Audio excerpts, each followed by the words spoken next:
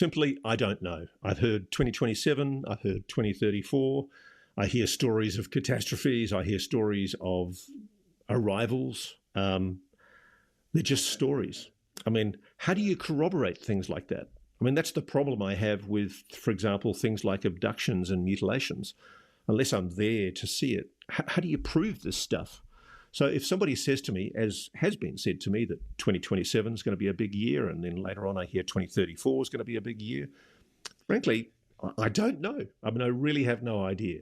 But yeah, I mean, there are people who say that there are time limits. I certainly think this.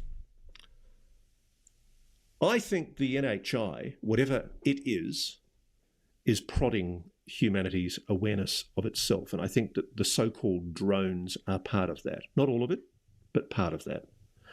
I think that what's happening is there is a deliberate engagement by the NIH with certain people. You know, they're trying to prod human consciousness. And I find it really interesting, the number of people I meet who have suddenly developed an interest in the phenomenon after they've had one or two weird, anomalous encounters. It's like what's happening is the NIH is showing itself to people.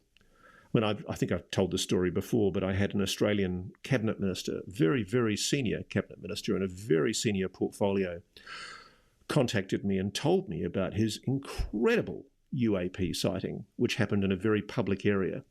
And he realised that even though he could see the craft hovering over what was a crowded public street, and he could see every detail of it, only he could see it. Whatever it was playing with his perception, telling him that it was there, letting him know that it was aware that he needed to know about it. And he explained this to me, and I thought he was mad. But the interesting thing is, the more I hear from people about that kind of twigging of consciousness, whilst there may not be a restraint on time, I think what's happening is the NIH are turning up the heat.